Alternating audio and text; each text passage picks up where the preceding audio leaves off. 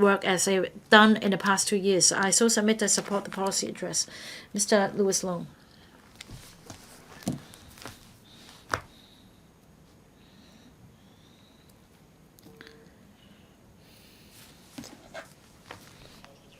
Deputy President, this year's policy address is themed Reform for Enhancing Development and Building Our Future Together. According to the Chief Executive, his philosophy is that reform is a continuous process. Mr. Shah also emphasizes that we should proactively identify, seek, and embrace changes. I'd like to speak on housing policies and comment on whether we should change or not. In February this year, the government scrapped all demand-side cooling measures, and the Chief Executive further relaxed the property mortgage ratio to the level in October 2009, and the government also relaxed the new CIES so that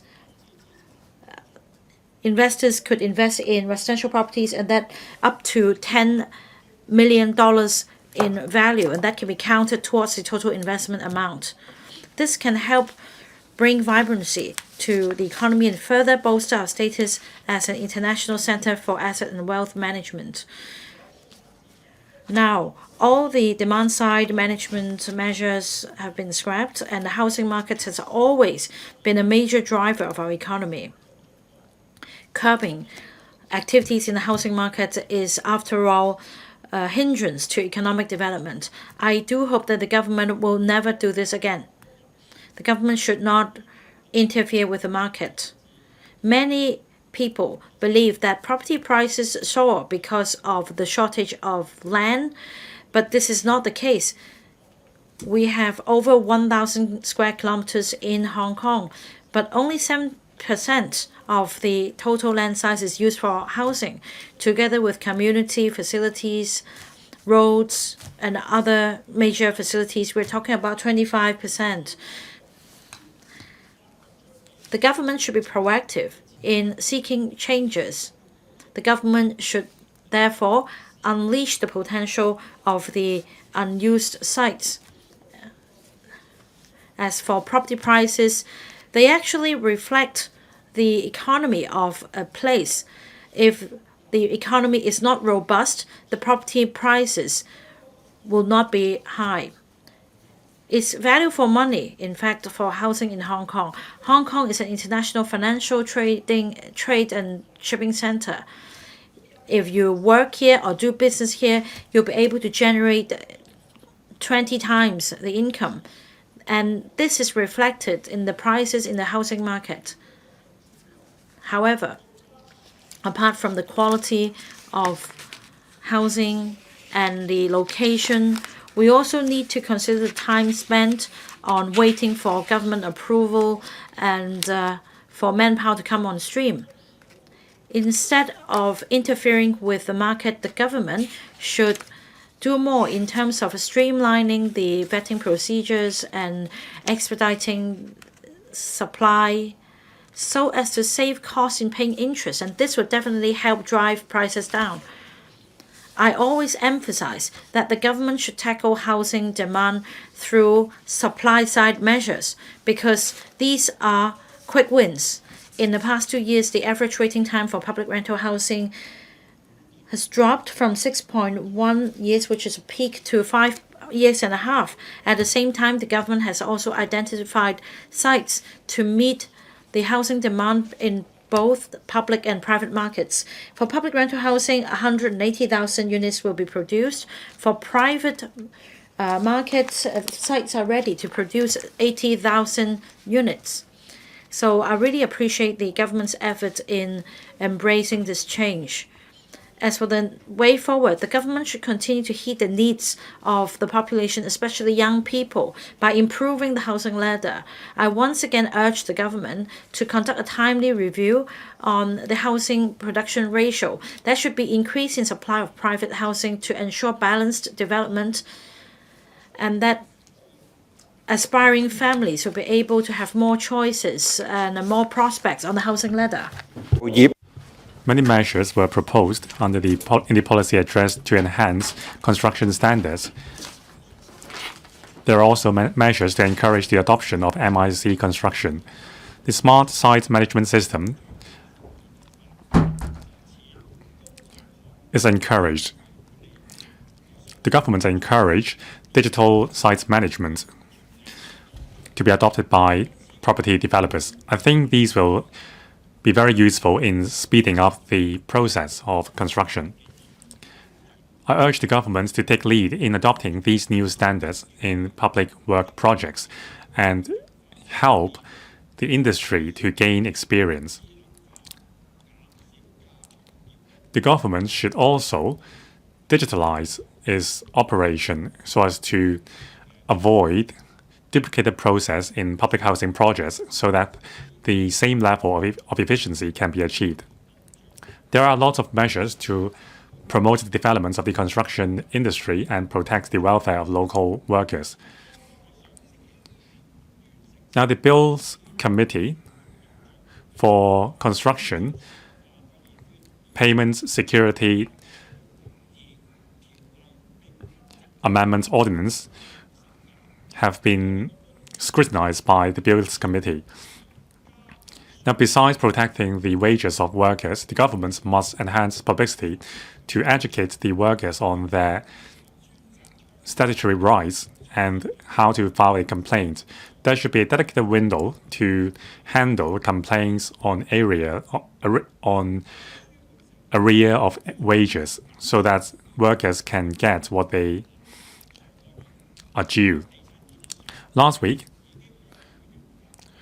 REDA, the Real Estate Developers Association in Hong Kong, sent a circular to its members asking them to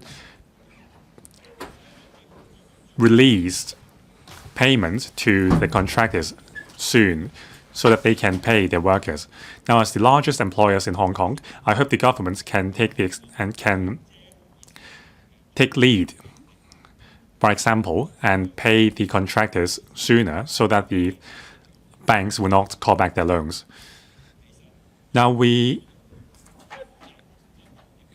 stress that the initiative to develop land has always been in the government's hands.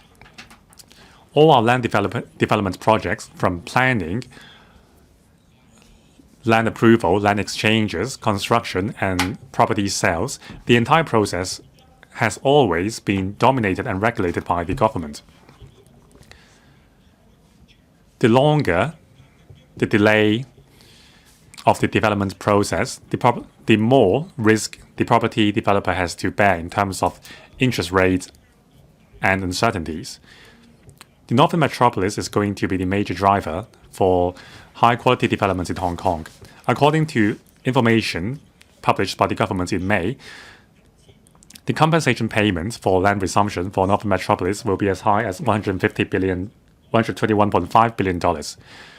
The reader has written to the government on numerous occasions for the government to extend the time limits for application for land exchange. However, there is no reply. The deadline will be March next year. Does it mean that the government is definitely going to start resuming land? The government will be adopting the enhanced development model for New Town to develop the area, but it virtually means speeding up and enhancing the land resumption process rather than engaging in a meaningful discussion with the parties. As a businessman, I always think that there can be negotiation. The government has a $100 billion large deficit. It would definitely be better if the government can get paid rather than paying others. Now, the government should negotiate on the extension of the application period for land exchange so as to reduce the cost on compensation for resuming land. Now, according to the policy address, 3 pilot sites will be identified in the Northern Metropolis for adopting the large-scale land disposal model. Property developer will take charge in developing the pilot sites. Now, next year, there will be a market sounding exercise to prepare for the tender. As mentioned by the Secretary for Development, large-scale land disposal model is the new development model. Prior to the tender process, it is of utmost importance to consult the property development sector. Now, in July, an internal circular has been issued requesting all departments involved in the vetting process must adopt a facilitated mindset in dealing with applications in relation to land development.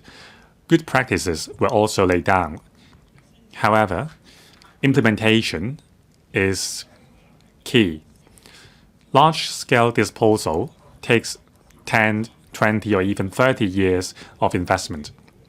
It is a long-term investment. In the process, it is crucial that the government maintain collaboration and communication with the developers.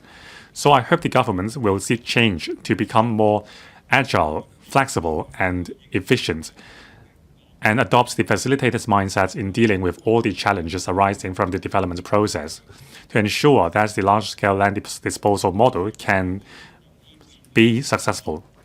2 weeks ago, during the members' motion debate, I urged the government to abolish the restrictions imposed by a court judgment so that redevelopment of leased properties can be sped up. Now, the fully profit case arose from a 1952 contract. There is a dispute about the definition on house. Now, 72 years have passed. Society has changed and technology has improved. Should we keep the same old definition for house? Now, the final judgment on the fully profit case and the relevant practice notes have been issued in 2013 and 14. Many buildings have already past their service life. And because of these restrictions, many of these buildings cannot be redeveloped because of the straitjacket imposed by the fully profit case. As the major responsibility holder, if the government does not see changes in this regard, how can we fully utilize our land resources? In 2010, I represented the land development and property developer sector to run for a seat in the council. Now, one of my platform was to assist the government in addressing land development issues and build a harmonious home together. Over the past few years, I have been actively involved in the Northern Metropolis planning and promote upgrading of the industry, streamlining the redevelopment process and planning process, enhancing the OSH mechanism, and I was part of the reasons why the demand-side management measures were removed. Now, my political platform is supported by fellow land developers. Now, land developers have been paying out from their own pockets to co-build a harmonious society. I can feel how much they love and care the country, Hong Kong, and people in Hong Kong.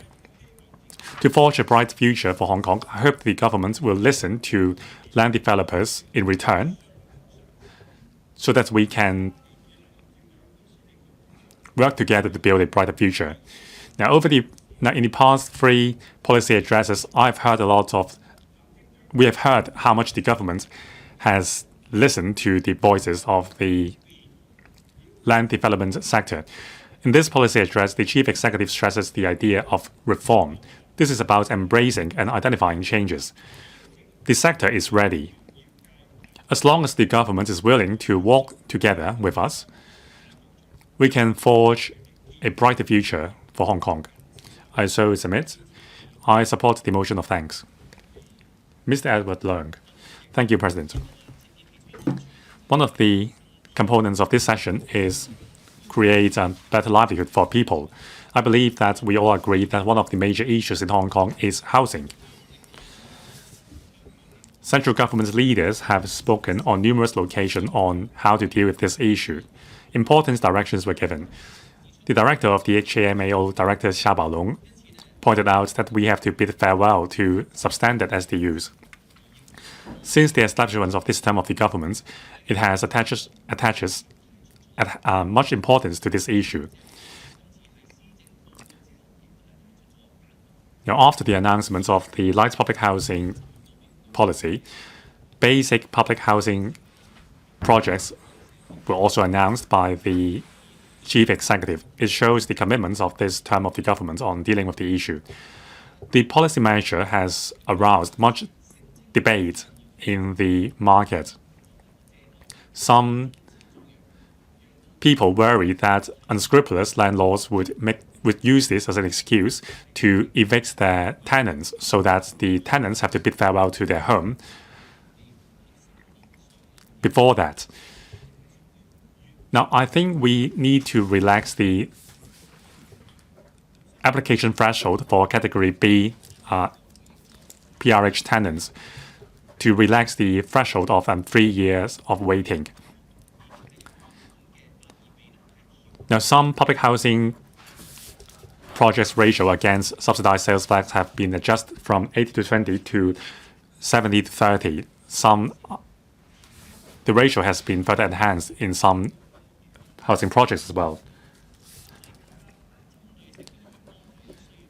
Now, with the light public housing and transitional housing available, we can provide a home for more people. I support this. Now, with the policy of basic housing units becoming clearer, I believe that more affected residents in SDUs will be evicted or lose their home because of substandard SDUs. It is time that we conduct a comprehensive review on the entire housing policy. Now, the ratio between Category A and B applications have to be dealt with separately on individual project basis. I think there should be standardized adjustments to the overall ratio between Category A and B applications. Light public housing should target Category B tenants. This will help improve the entire public housing network so that we can give more suitable help to the underprivileged. I would like to tell the Secretary what we have, the views we have gathered from the community. Some SDU households live in the cheapest home. There is no window and there is no individual kitchen or toilets. Usually these are the most grassroots people or ethnic minority people. Now, with the minimum size set at 8 square meters, these grassroots people cannot afford a home. It may cause downward movements for these households to caged homes. Now, if we maintain these standards at 8 square meters large homes, these households may not have the sufficient resources to rent a home. That would create societal issue. I was told by a 23-year-old lady that she wanted to rent a 600 square feet large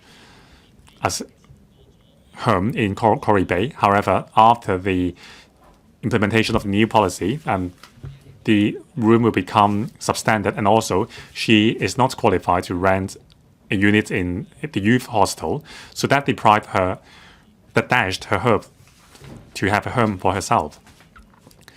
Now we have to consider the implication of the policy and enhance it. Besides basic housing units, we have also heard grievances on the failure of the government to relaunch the TPS scheme. Now, the DAB supports relaunching the tenant purchase scheme. Despite the decline in property prices, subsidized sale flat is still attractive. Now, the government has been cracking down on abuse of public housing resources lately,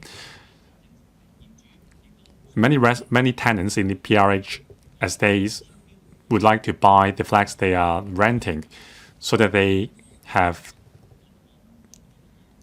security and certainty. I understand that the government has concern about relaunching the TPS because of the problems they encountered when the scheme was launched.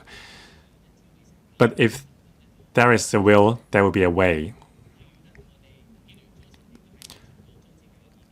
The DAB proposed an enhanced version for TPS, that is TPS 2.0.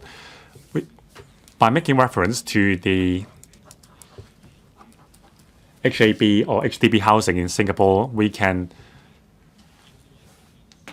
impose only a management fee on the tenants, and then the issue of ownership would not be an issue. Now, when the market is thriving, sometimes the flats would become a product for speculation, so we need to guard against that. Now, Director Xiabolong mentioned the three beliefs for the Hong Kong SAR government. That is, the government will become the main responsibility holder of Hong Kong, and that they would execute various policies with better efficiency and determination. Now, this is time that we show more determination and vitality in addressing the issue of housing.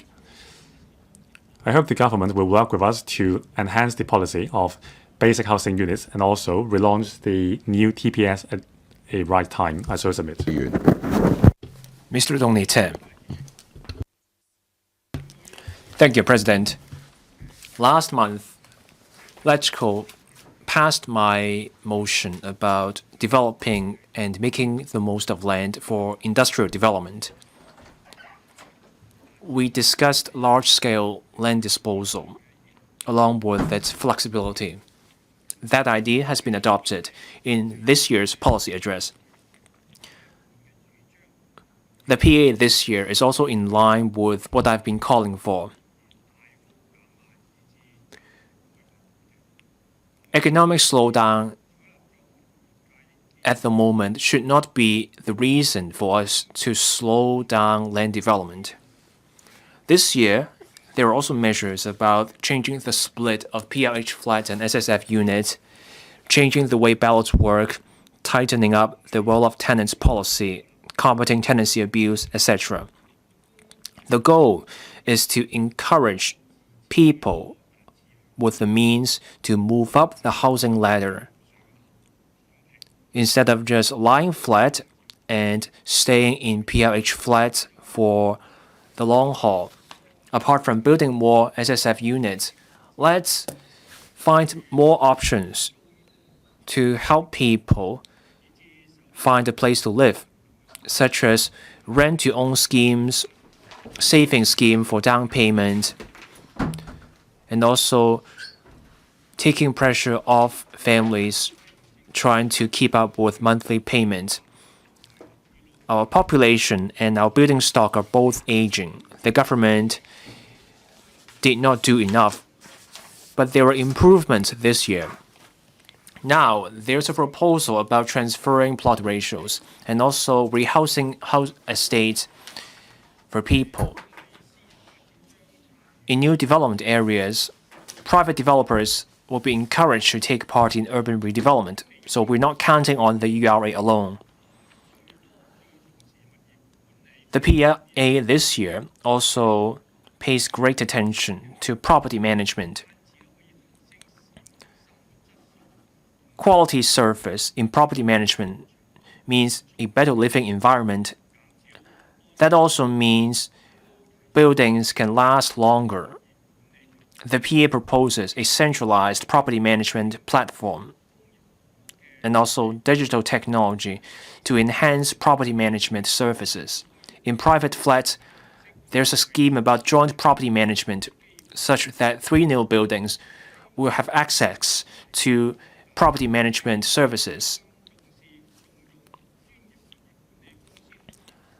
I hope there will be a greater effort to engage property management firms. Let's drive smart measures in property management to raise the profile of that industry and get more people to join the sector. Let's encourage collaboration and exchange between local property management firms and their mainland peers. Let's drive mutual recognition of professional qualifications. I so submit. Mr. Kenneth Falk.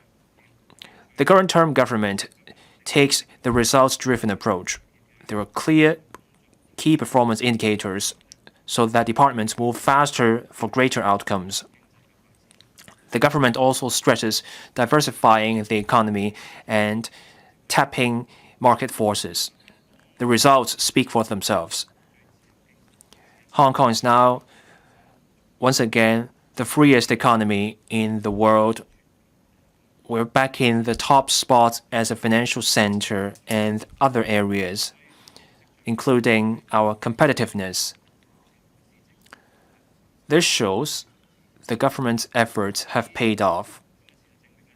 The facts speak for themselves. We are the land of opportunity. We are a regional hub, a place to make money with boundless potential. We're in a strong position.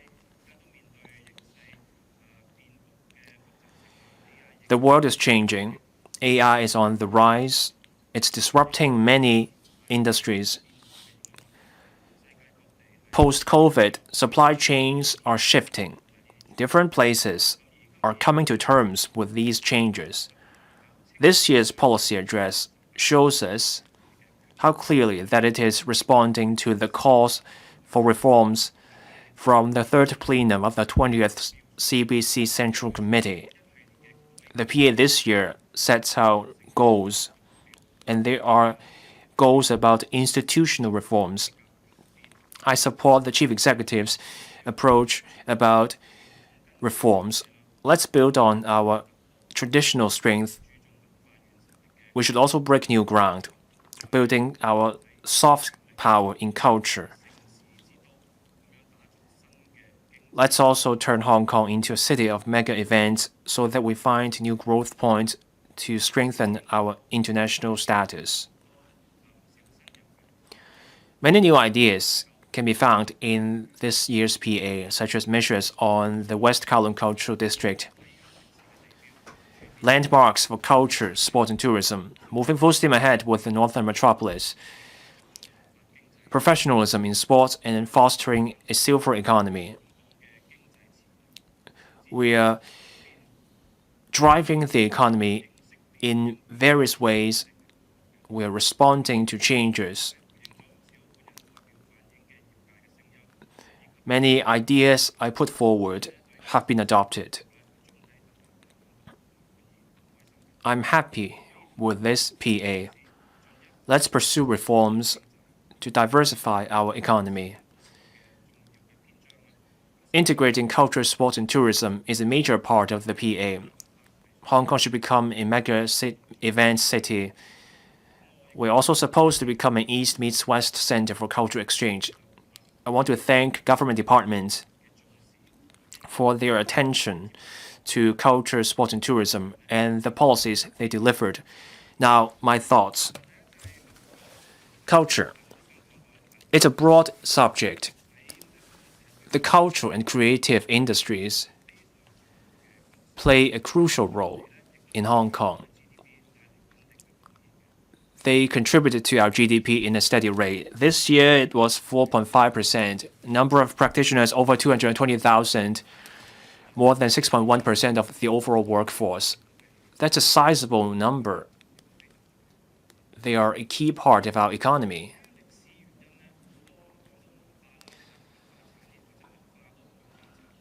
For reasons of history, much of our cultural industries relied on government funding. That will mean strain on government finances. That also holds back the culture and creative industries. The PA proposes creating an industry of creative and cultural endeavors. The focus is on cross-disciplinary collaboration, leveraging the market to help the industry find business opportunities. I call on government departments to keep working with the industry, to keep this industry going and organize mega events. There's a blueprint on the culture and creative industries. It will come out soon. We're looking forward to it. We hope the government can take a new approach to setting the goals for our cultural and creative industries.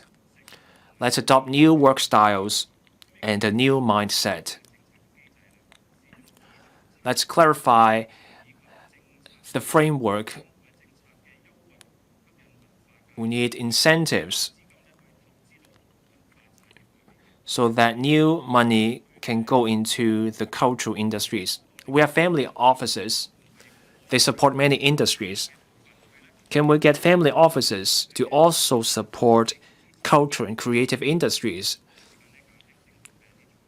That will mean less financial involvement for the government. Get the market involved, and that also means an extra source of funding for the industry. Again, creating an industry or keeping this industry going. The government now provides funding. Over time, we can help our creative industries go global. And that will tie in with our country's drive in going overseas as well. The PA also mentions the West Kowloon Cultural District as a landmark for culture. More mega events will come to that district. It's a great place, a great piece of infrastructure. Let's make the most of it. Let's also review our goals. We need incentive mechanisms. Let's find ways to optimize resource allocation under the LCSD.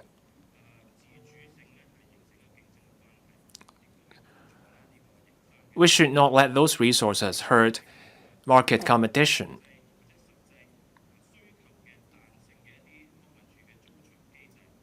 Let's have a flexible venue rental system for the LCSD so that we can bring in more mega events. The Northern Metropolis will be a great place for cultural and creative programs. Many people welcome the idea of having more cultural and creative venues in the NM. In that area, there will be cross-boundary transport links. That makes the Northern Metropolis a great place for visitors from the rest of the GBA. On sports and cultural events, there's a concept about supporting or establishing a presence in the mainland. Of course, the mainland will take the lead, but the HKSL government should also help the sector. The government should take the lead. Let's work with Shenzhen and Guangzhou's cultural departments. Let's create this support platform. That platform can provide legal, financial, and marketing support for art groups, or something as basic as providing storage for props that can lower the cost for the arts industry. That can also give them a better sense of the GBA market.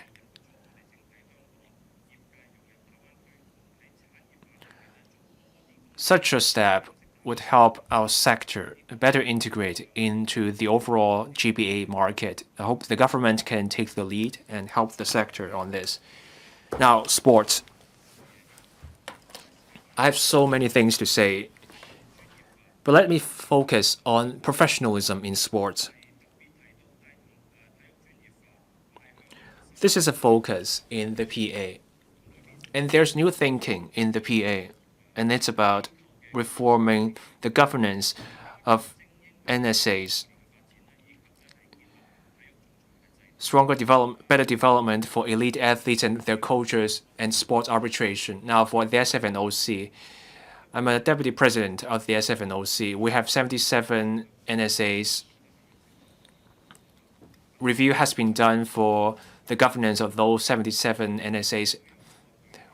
There will be an announcement soon. We have come up with recommendations. Hopefully that will respond to calls in the community. I also welcome the government's initiative to set up a system for sports arbitration. This can also help us leverage our advantage as a center for dispute resolution,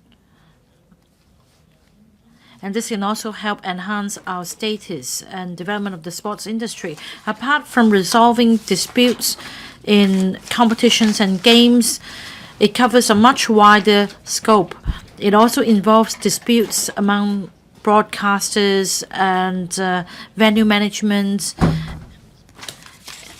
For the Greater Bay Area, the money involved in this area is huge. So I think it's high time that we explored the setting up of this arbitration mechanism for the sports industry.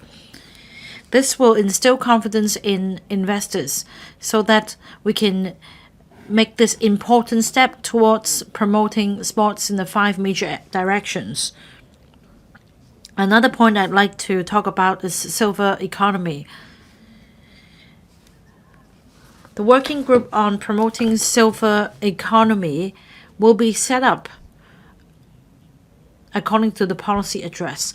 This is in line with the government's philosophy of a result-oriented approach. In fact, the working group had the first meeting last week on the 7th of November. I look forward to plans being laid out in terms of promoting the silver market. There should be specific details. In fact, in 2021, the Department of Health conducted a territory-wide fitness survey. 50% of elderly people aged 65 to 79 are considered having overweight problems, and this is a problem more prevalent for this age group than other age groups. Now we are shifting our healthcare system from treatment-based to prevention as the core. So we need to cultivate a habit of doing exercise. It's very useful in improving the health of the elderly. The LCSD should provide more facilities and classes that are suited to the needs of elderly people. There aren't many Gyrantech products in the market for this purpose. I don't think there is sufficient publicity for elderly people to get fit. They need to adopt a healthy lifestyle.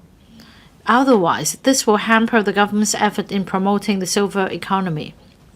So the first step in promoting the silver economy is to consider the data. According to surveys, it is understood that there isn't even a clear definition on the elderly population. So as this policy address puts forward the concept of promoting silver economy, I'm concerned about elderly people's participation in sports and in other economic activities. So for the silver-haired group, in-depth research should be conducted so as to build a database for us to better gauge the health needs and cultural needs of elderly people, as well as the relevant risks. After getting the data ready, the government can then start collaborating with different organizations to organize different activities, making ready more Gyrantech products available in the market, and improve the quality of life of our elderly people. I support the measures set out in the policy address.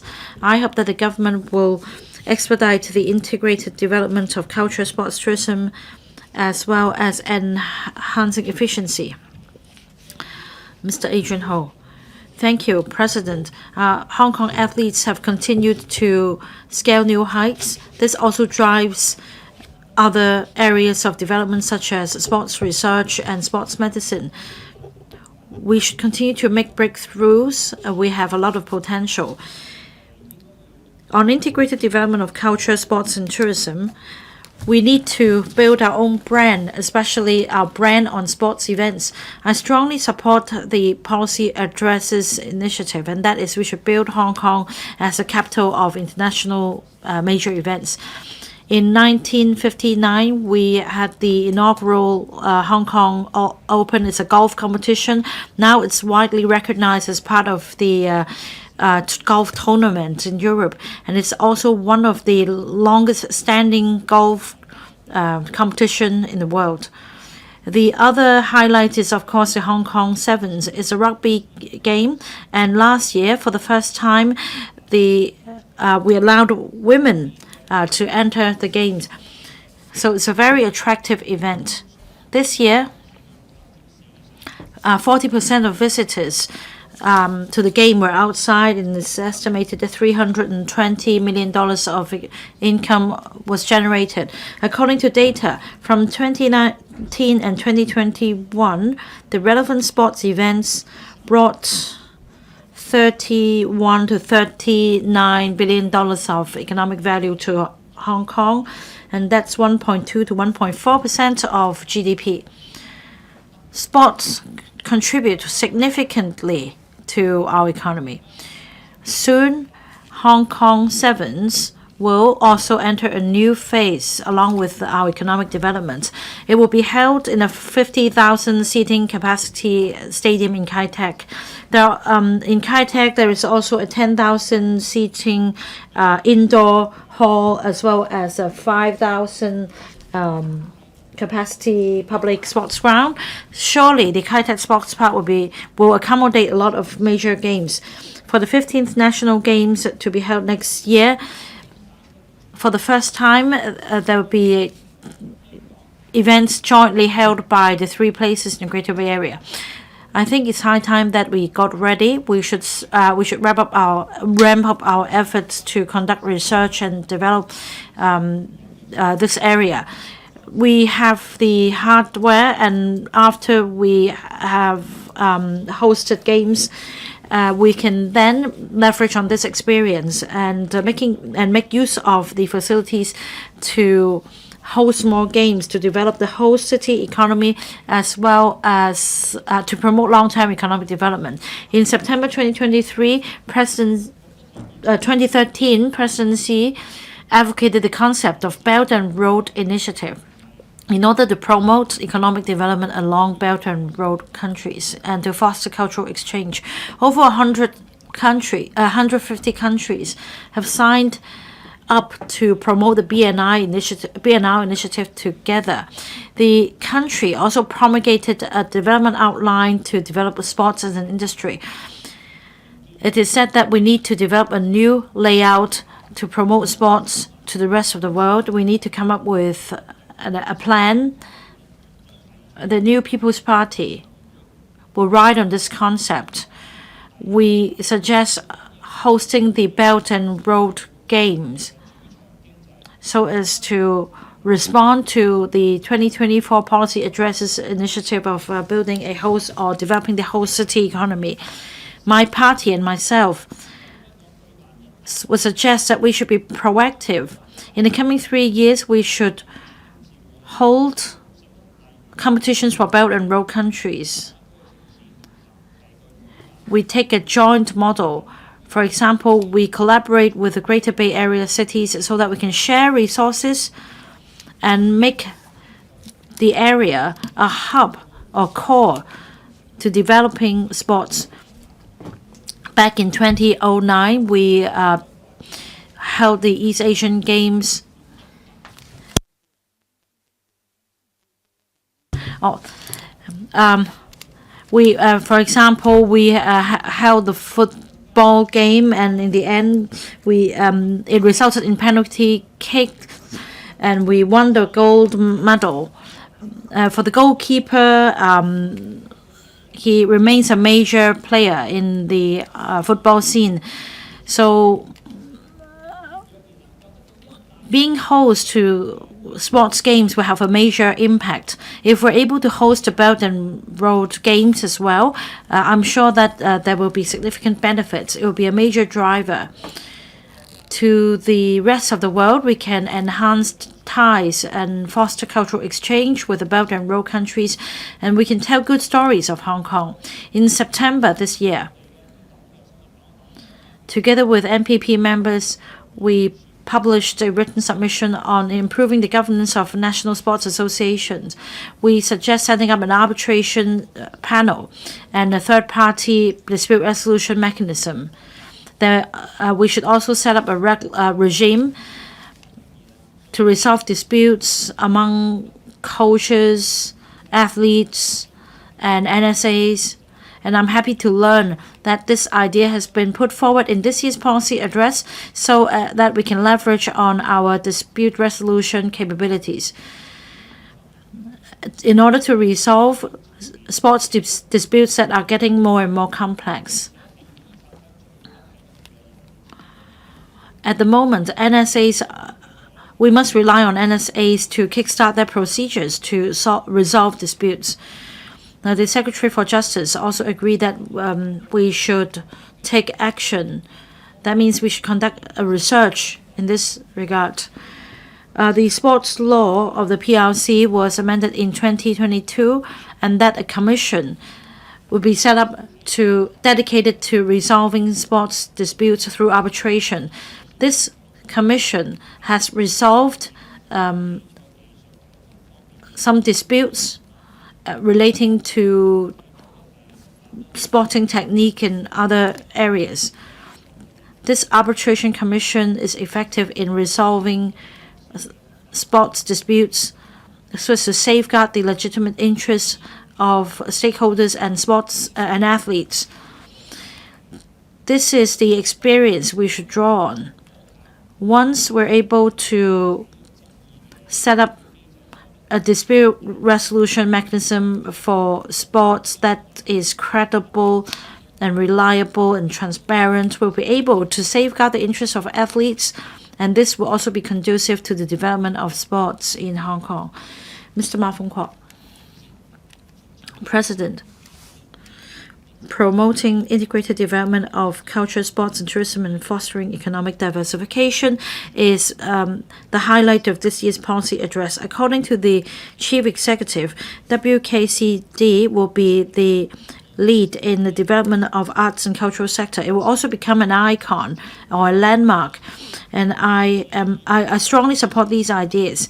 In terms of the development blueprint for the arts and cultural sector,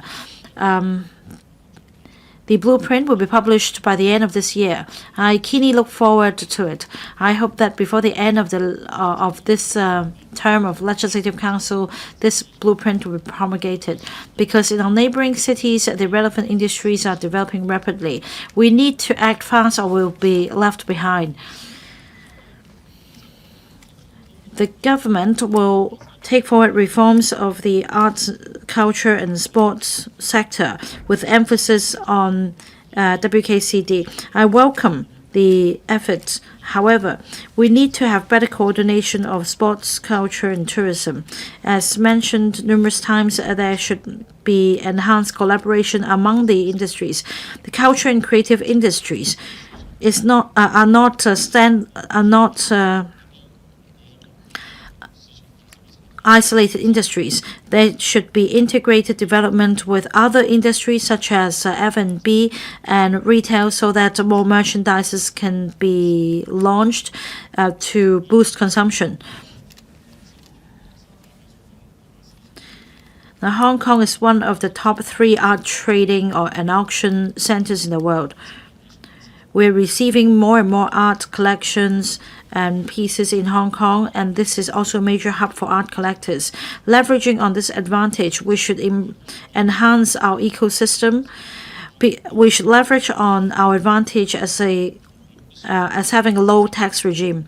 In the long run, however, we should enhance our competitiveness. Switzerland is the major art collection hub because of tax concessions for arts exhibition. High-end art storage, conservation, and exhibition facilities will be developed according to the policy address so as to enhance the competitiveness in terms of storage, logistics, and academic research of arts. More support should be given to the sector so that high-end platforms can be set up. Through proper positioning, we can attract talents and artwork to come to Hong Kong. President, we are seeing a change in traveling pattern of tourists. Director Xiaolong proposed the idea of tourism is everywhere in Hong Kong. Last week, he further said that we need to speed up the upgrading of our tourism sector. We must make good use of our coastline and islands to develop wellness tourism, vacation tourism, and so on.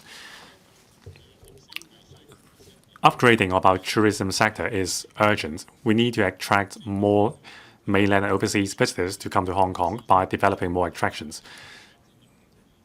The policy address promotes Hong Kong into a new tourism brand by announcing the launch of the Blueprints 2.0 for tourism development. I also applaud the government for establishing the working group on tourist hotspots. By identifying tourist hotspots which are appealing to tourists, we can enhance the traveling experience. I applaud the government's efforts for responding to the aspirations of the central government. As an international metropolis, all along we have our own nighttime economy, which is very attractive to overseas visitors. However, because of the high rents and other costs, it weakened the catering sector's ability to tap the nighttime economy. Now, with the reduction in liquor duty rates and other measures, I believe that the catering sector is better positioned to tap the opportunity. Also, there is a gourmet guide for the 18 districts. Together with the reduction in duty rates for liquor, it is a combination to boost the catering sector. By enhancing our higher catering business, we can consolidate our brand as a gourmet paradise. Now, we have seen some sports disputes about the qualifications and so on. Now, I'm pleased to see that the government will invite the Hong Kong Sports Institute to review the direct sponsorship mechanism for athletes, and also the Sports Institute would be conducting a review on this governance. This is good. We need to ensure that athletes can shine under a fair and transparent mechanism. I'm also pleased to see that a committee will be established to steer the development of sports medicine and sports medical science. There will also be a standardized accreditation system for coaches. More sports venues will be made available to help promote sports in the community, support elite sports, and maintain Hong Kong as a center for major sports events and enhance professionalism in Hong Kong. Finally, I support building Hong Kong into a sports event metropolis. However, we can't just focus on the quantity of sports events. Rather, we need to promote quality and famous sports events. There is not a standardized standard published by the government.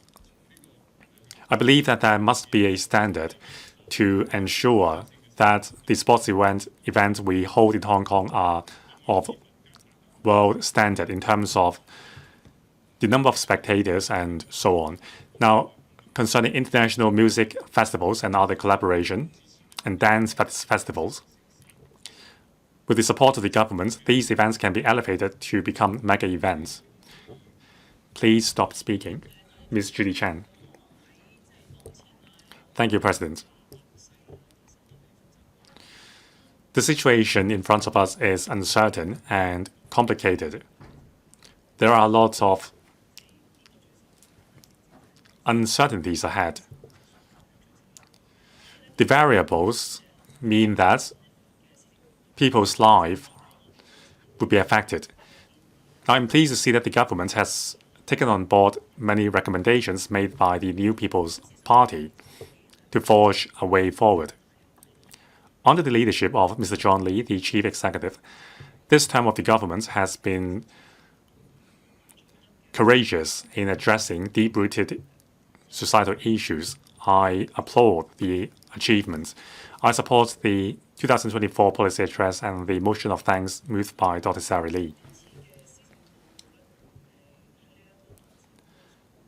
In this session, I would like to address 3 points. First, on silver economy, this policy address has a lot of contents on promoting silver economy. I share the concern of the Chief Executive.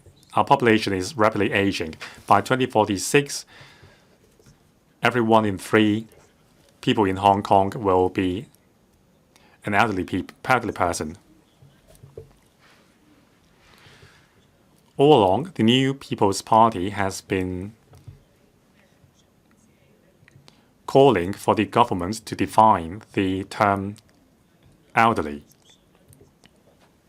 Now, for those who are 60 years old, they can apply for a public housing unit in the capacity of an elderly person. However, they only get the old age living allowance at 65 and the higher old age living allowance at 70.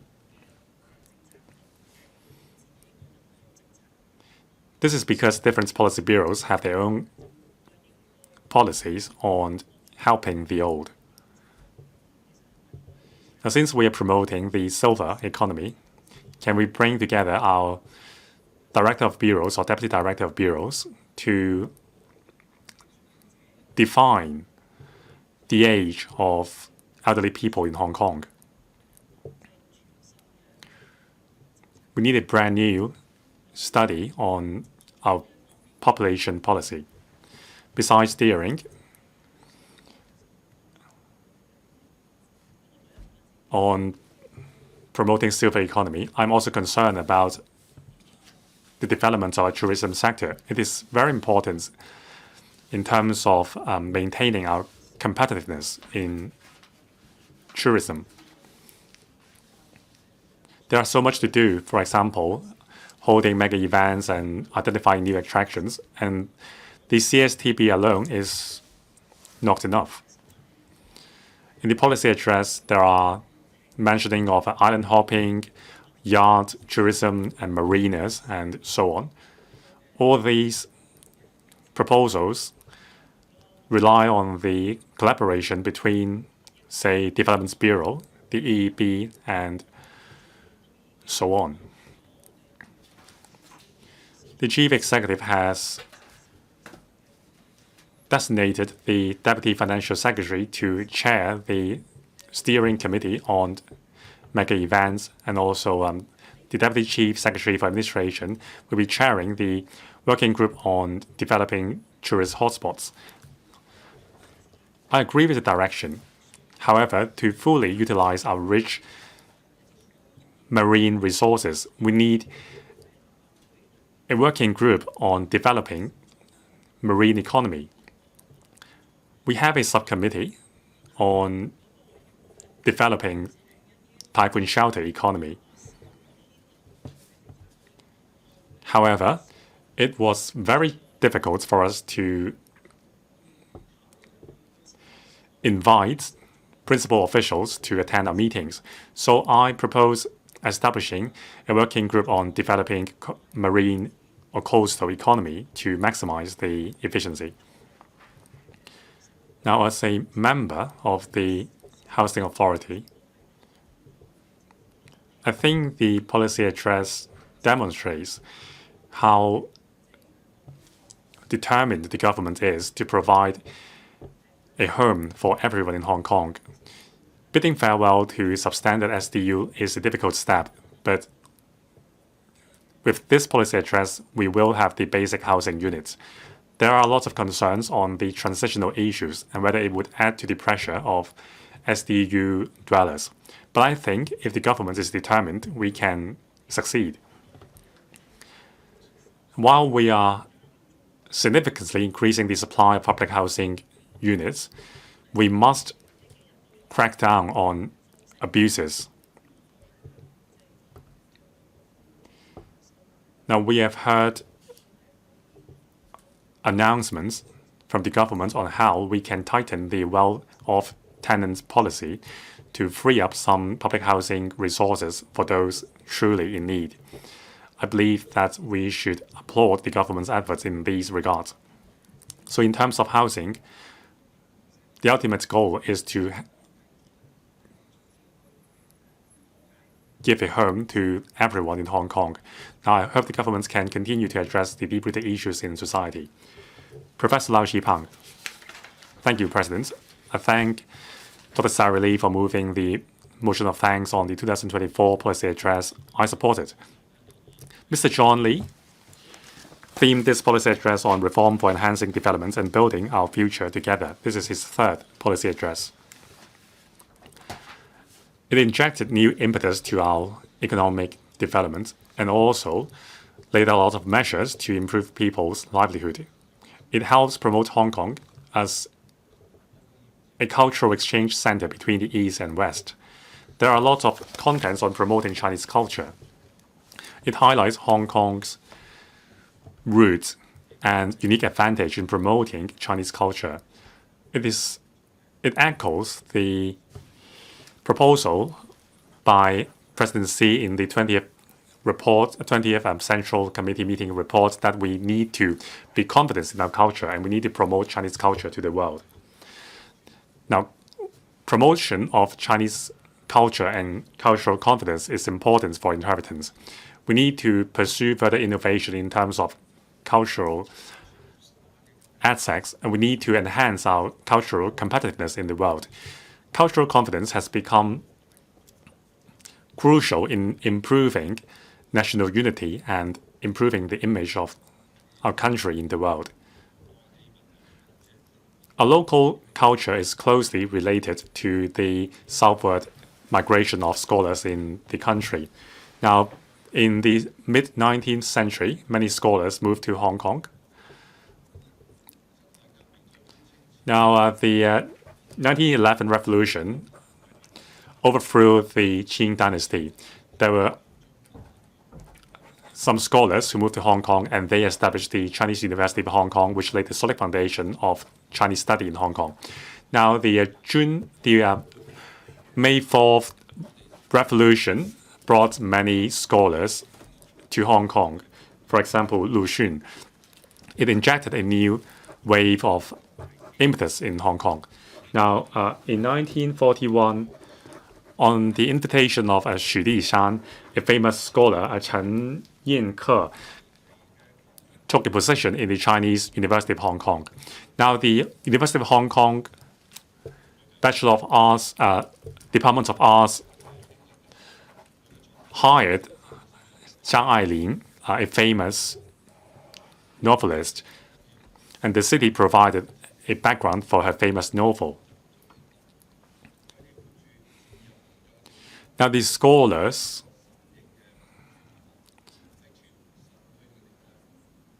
planned the establishment of a college in Tuen Mun in the spirit of liberalism. The college offered a course with 100 credits. A litany of famous scholars were invited to teach in the college. Famous scholars and important speakers like Li Jixin, He Xiangying, Shang Kuan-yu, Guo Moyue, and Mao Dun, Xia Yan, and so on, were invited to speak in the college. Several years later, some Confucius scholars, including Qian Wu, Tang Junyi, also came to the University of Hong Kong to teach. The Chinese University of Hong Kong, they established the New Asia College. Now, these colleges nurtured a new generation of scholars in Hong Kong. Now, in 1949, when New China was established, Jin Rong and Liang Yusheng came to Hong Kong.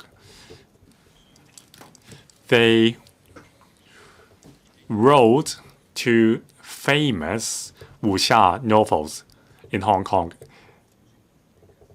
and they turned Hong Kong into the temple of this new popular genre of wuxia, or vigilante novels. Now, they brought along innovative writing skills and ideas and injected the essence of Chinese culture into our local culture, which diversified our knowledge. Now, Cantonese songs are a good example. Lyricists and songwriters absorbed essence from the southern part of China, and Cantonese songs became popular in China, even in Asia. 好似模型咁樣。 Cultural power is intangible, but it's powerful. Since the Opium War, China was subjected to a century of humiliation at the hands of Western powers. We were behind in weapons, and then our cultural power also was put at a disadvantage. China saw the impact of different cultural forces over the years, but then we absorbed elements of outside cultures. We had new cultural landscapes over the dynasties of Han, Tang, Yuan, and Qing. Now, after decades of reform and opening up, in terms of material well-being, we have now caught up with the West. But in terms of projecting our culture, more work remains ahead. Hong Kong is in southern China. We have openness among other features. We also where different movements in culture met. We have this unique location. We have a rich cultural heritage. We are where the East meets the West.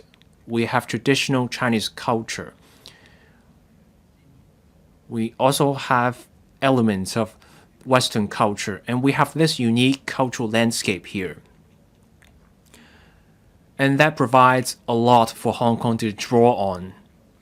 Let's take advantage of our culture, and we can project Chinese culture globally.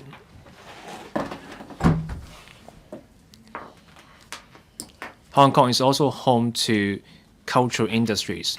We are a place of creativity.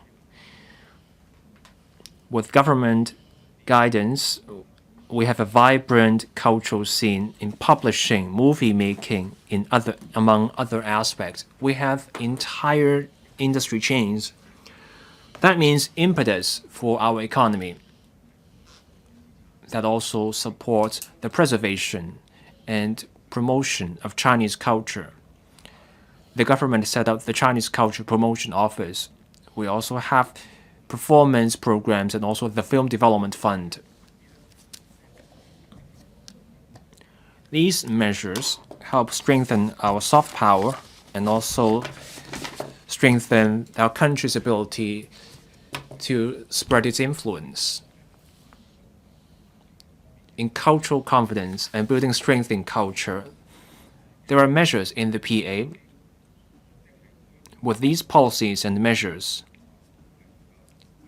our goal is to turn Hong Kong into an East meets West center of cultural exchange. Looking ahead, Hong Kong will continue to serve in this role in preserving and keeping alive Chinese culture. With this cultural vibrancy, we need a comprehensive cultural policy. Let's devise a cultural development blueprint with foresight. We need resources, nurturing of talent, and innovation in cultural endeavors, as well as community involvement. Let's consolidate our cultural industries. Let's shape our unique cultural image and brand, while we also contribute to our country's efforts to build cultural confidence. Let's make the most of our global connections to tell China's story well and become this East meets West center for cultural exchange. We have to start somewhere. Devising this policy and blueprint sounds daunting, but we can start small. Let's first start a project. Let's look at, or rather take stock of our cultural resources. Create a cultural ambassador for Hong Kong. Let's lay the foundations for this blueprint. As Seoul Summit, I support the 2024 policy address and the motion of thanks. Mr. Chen Hock-Fong. The Chief Executive delivered his third policy address last month, and it's about reform. And that highlights his focus for the next year.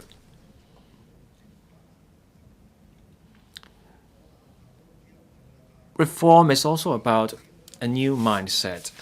Director Xiao Baolong stressed sticking to Hong Kong as a place to make plans and pursue development so that we can create scope for further progress. I commend the government's achievements in housing. Major policies were put in place about housing: early allocation, light public housing, transitional housing. These were key steps so that people have a place to call home. Today, I want to focus on land reserve, the housing ladder,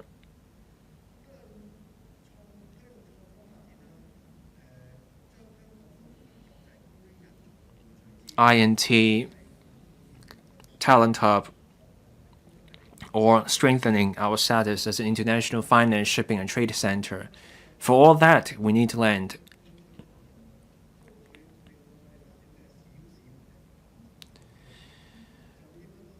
Shocks to the property market caused public panics in the past. Back in 2002, we stopped building HOS flats and selling land. Land was available only through application, and that slowed down land creation and home building. Looking back, we can see those measures went too far. That's why years later, home prices soared. Let's learn from history. So we should have a land reserve so that we can put up land for sale whenever needed. That way we avoid wild swings in property prices. The Khao Yi Chao artificial islands are a great way to build up this land reserve. The location is close to the urban center. We can have rehousing estates there.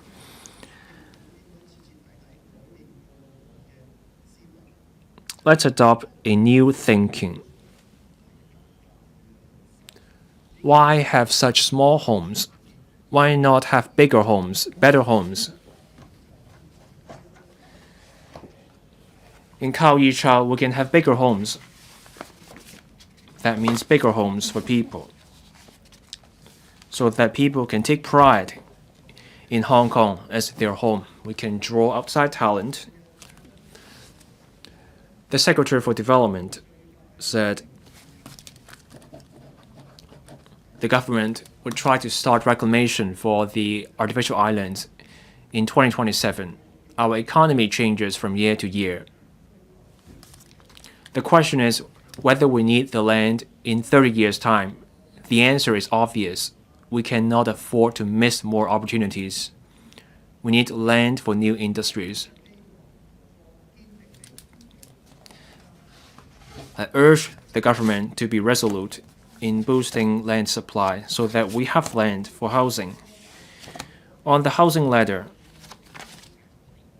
I moved a motion last week, and I want to repeat some of my points. Look at subsidized sale flats. Public housing is there to provide affordable housing to people in need.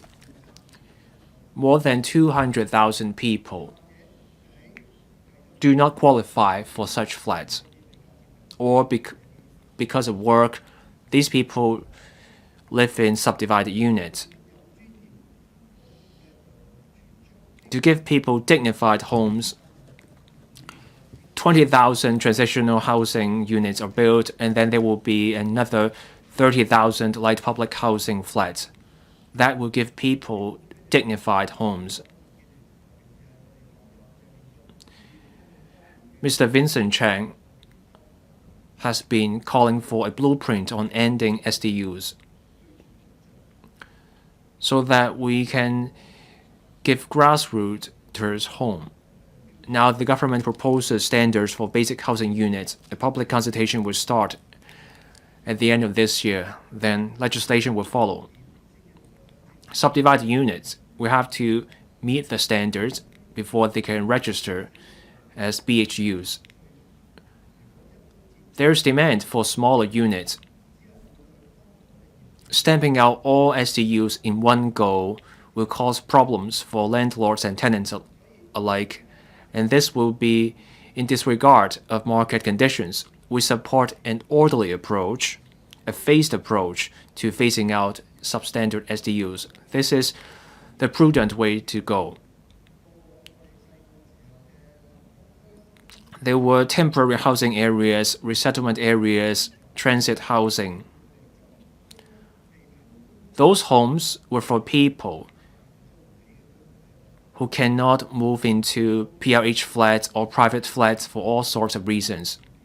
We cannot fix the problem with SDUs in 1 or 2 years. That's why the DAB proposes a social housing system. We take a pragmatic approach. For current SDU residents, if they do not qualify for PRH flats, or they are displaced because of urban redevelopment and they need housing, or because of a natural disaster, people are displaced, these people will need temporary housing. 30,000 LPH flats will be completed by 2026-27, and they will overlap with the current transitional housing. Now is the time to find land for the transitional housing. We can turn them into social housing, and then they become a safety net so that there is a place for people affected to stay in. Ending SDUs is just a principle. The idea is that we should not tolerate this kind of heart-wrenching living conditions anymore. 3 years ago, Director Xia Baolong said, by 2049, our country will meet the second centenary goal. At that time, Hong Kong should end SDUs and caged homes. With BHUs and social housing, people from all walks of life will have a place to live in, and they won't be caged homes. Public housing supply will no longer see this backloaded pattern. In the next 5 years, total housing supply in the public sector will be 189,000 units, up 80% from the start of the current term government. Average waiting time for PRH flats down from 6.1 years to 5.5 years. LPH units will be completed in phases starting from next year. Waiting time for PRH flats will go down to 4.5 years. Our goal is to further drive down the waiting time to 3 years or so for PRH flats. People want to buy their PRH flats because they will become property owners. Last week, I made this point.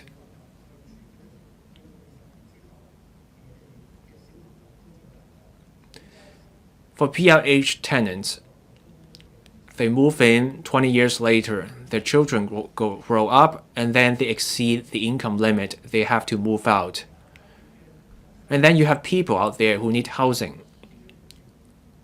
Someone turns 20, they graduate, they are forced to move out, but they're on low income, and they are forced to live in a small unit.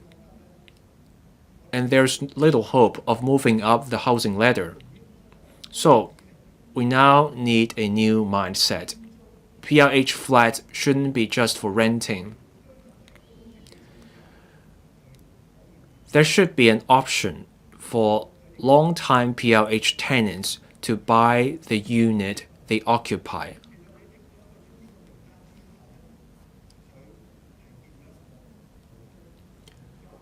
you force a PRH tenant to move out, they become displaced, they end up moving down the housing ladder. So we urge the government to adopt this new thinking. Let PRH tenants buy their unit. If the tenant has some savings, he may go for HOS, but then it's so hard to get allotted an HOS flat. So as we've suggested before, an extra ballot number should be given to those who have applied repeatedly for an HOS flat to no avail. And our suggestion has been taken on board in this year's policy address.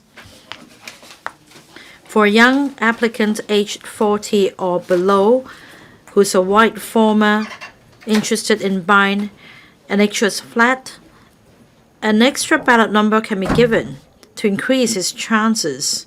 Starting from the next sales exercise, under the White Farm Secondary Market Scheme, the number of quotas will be increased by 1,500, and all these additional quotas will go to young families. For young applicants under the age of 40, this can help incentivize them to raise a family. In the long run, the government should tweak the public housing and subsidized sale flats ratio so that a demand-led approach can be taken.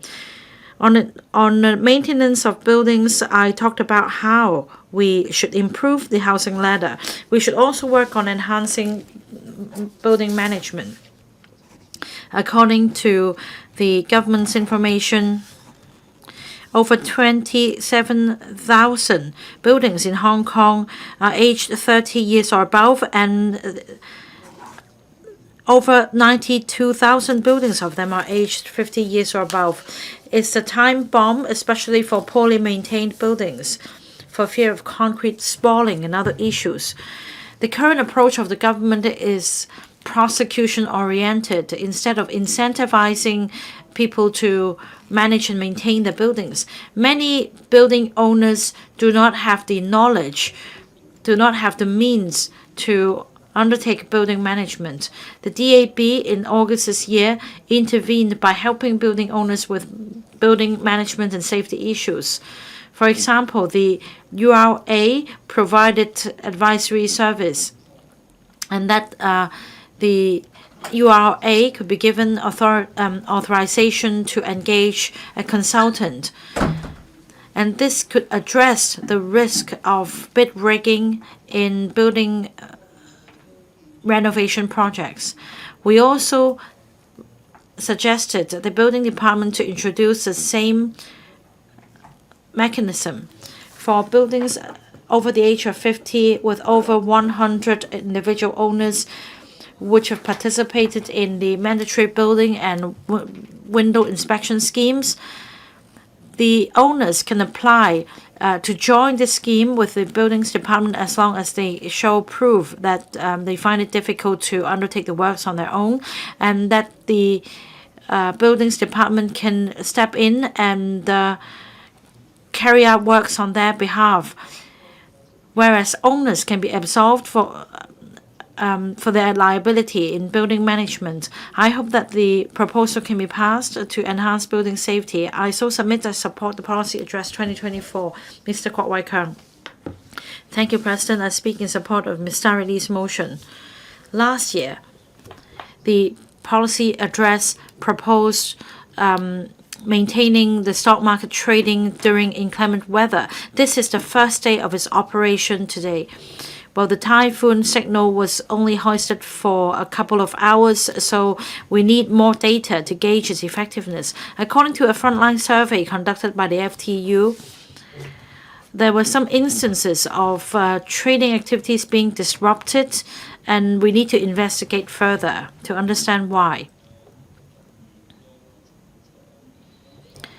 And there are also concerns on ensuring the safety of frontline personnel. Over half of the 380 respondents have expressed this concern. They'd like the FTU to step in and allay the concern. This is a session on promoting integrated development of culture, sports, and tourism and fostering economic diversification. So I'll speak on these issues. Tourism is one of the major economic pillars. It also relates closely to other industries such as F&B and retail. It generates a lot of jobs. Now, in the context of geopolitics, we are always the subject of smearing by the international community.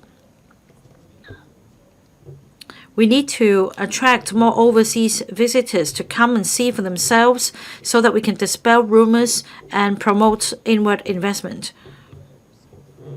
There have been major changes in the global tourism industry. There are new travel patterns. Tourists would delve deeper. They would go for the eco routes, but now despite receiving more visitors, we have yet to see a substantial growth in revenue. And how do we translate visitor figures into real income? And that's something we need to explore further. Apart from creating new tourist spots and publicizing the existing ones, the government should also rethink how these spots help boost the real economy. In the mainland, there are different cities with their own unique cultural and creative tourist attractions where unique merchandises are sold, and we need to work on it as well. According to the policy address, the DCS will be leading a working group on promoting tourist hotspots so as to create a new landscape for the tourism industry. That includes new tourist attractions, developing tourist routes along coastlines, and island hopping tours. The FTU, as always, been concerned about the development of green tourism. During the pandemic, the government provided resources for the industry to run eco tours and for keeping the industry afloat. As a result, many people are now familiar with the outlying islands and the countryside. Now, together with the Tourist Association, the FTU conducted an in-depth visit to Cat O, and we also published a research report on island tours. I've learned a lot from the visit. According to the professional tour guides, we have Suzhou, which is a famous spot in China, and we also have Yantong Chao or Yantong in Hong Kong. The natural landscape is spectacular in Yantong, but there is a lack of supporting transport facilities.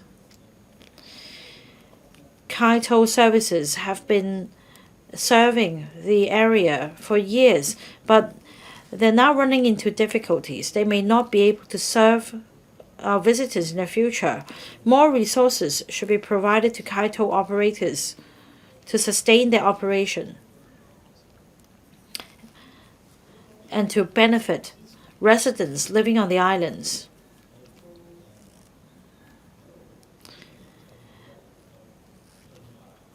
Based on the above research, I urge the government to open up the FCAs in Shuttlecock for visitors. We need to further open up Shuttlecock in order to promote tourism in Yan Chao Tong.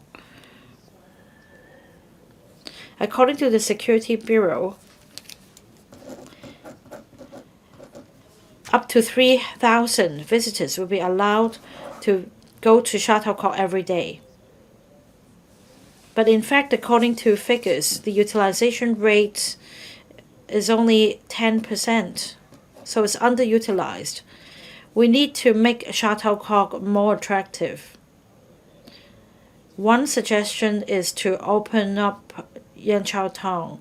We visited Chongying Street earlier. We also visited the museum. the museum showcases, exhibits that are related to national development and national education. The government should ramp up its efforts. Now, after the pandemic, there's been a brain drain of the tourism industry. Many practitioners have turned elsewhere. We need to create more tourist attractions.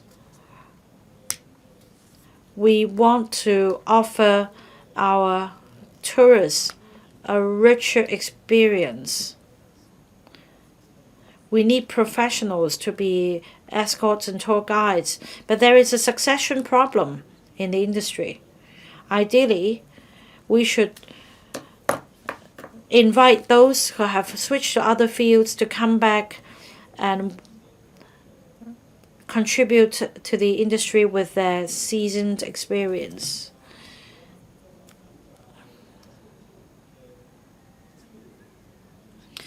Now, there are various tourist attractions in Hong Kong, and these tour guides have ample knowledge and experience to tell the stories about them. The government should consider how best to leverage on these professionals. Now I'd like to turn to housing. The current term of government has made a lot of efforts, especially on phasing out subdivided units. There is now a blueprint and a timetable. The policy address has floated the idea of basic housing unit, or BHU. This is one way for us to phase out SDUs in an orderly manner. This is all due to the good work of the Long-Term Housing Strategies the report, and after announcement of the report, we now have an annual housing production of 30,000. The FTU made this suggestion back then.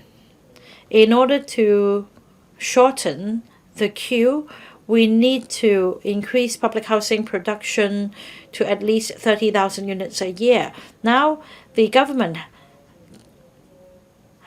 will achieve this target. As mentioned by other members,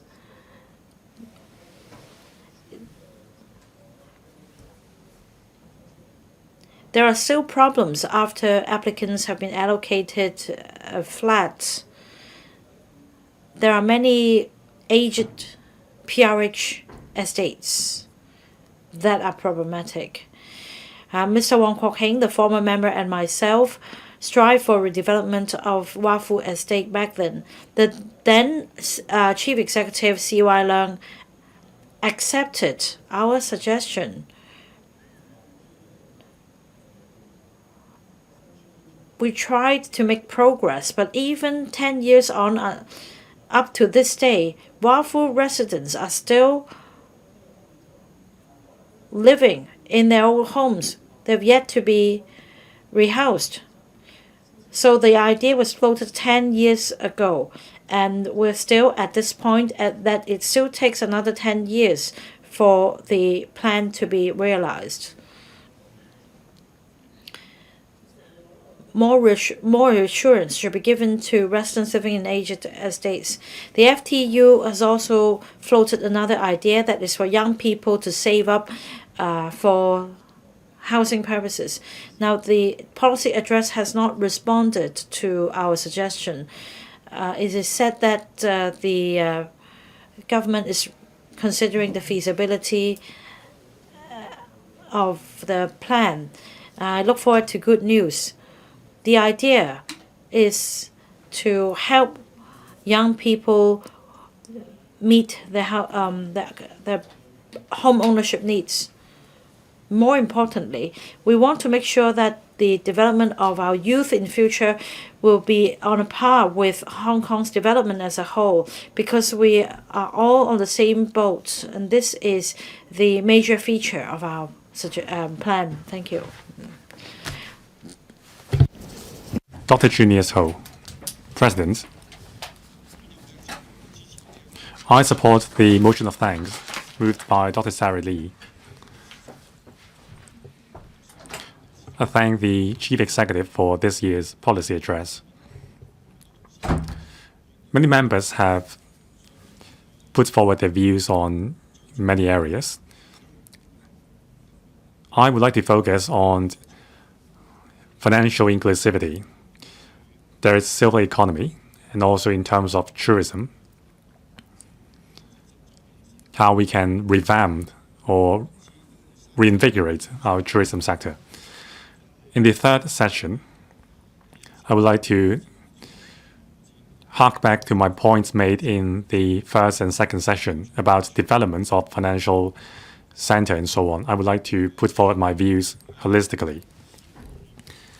President, paragraphs 42 and 44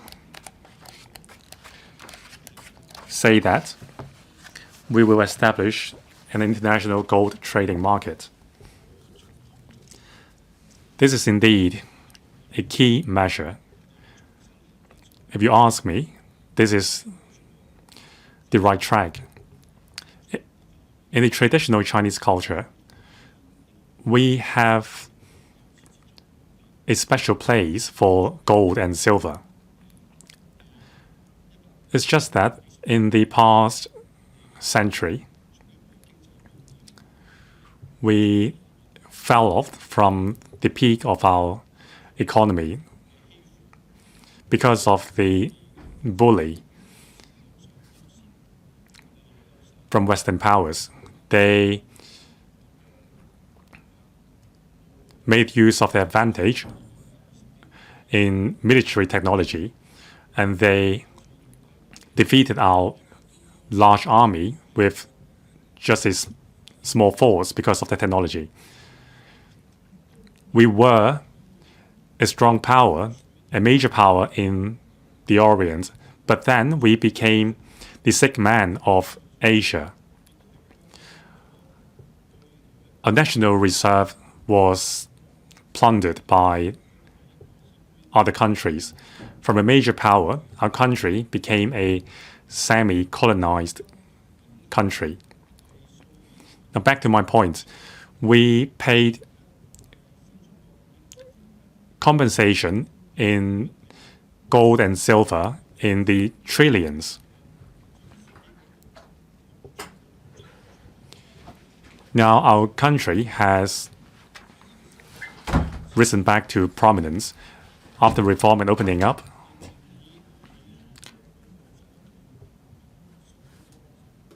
However, the country still holds a lot of its financial resources in U.S. sovereign bond.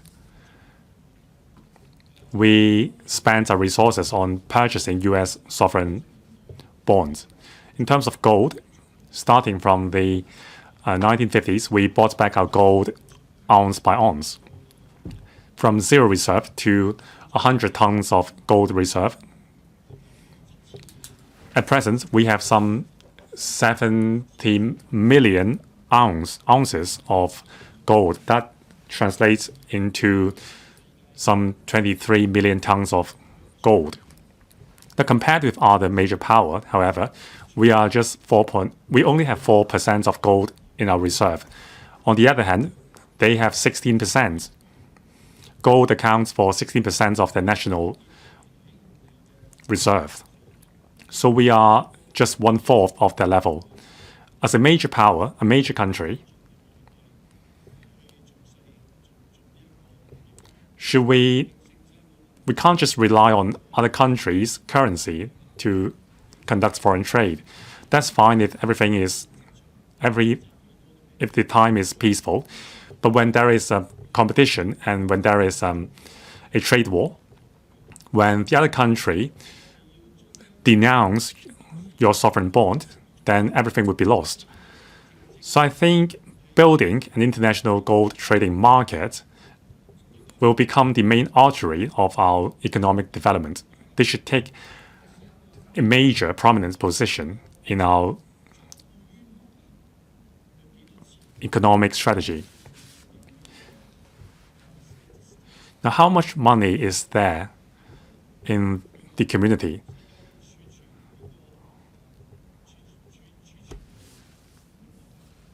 Now, I just conducted a check on the internet. In China, there are some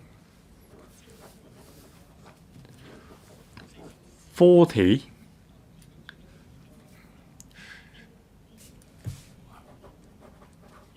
trillion dollars, US dollars, that translates into a significant amount of RMB. The US has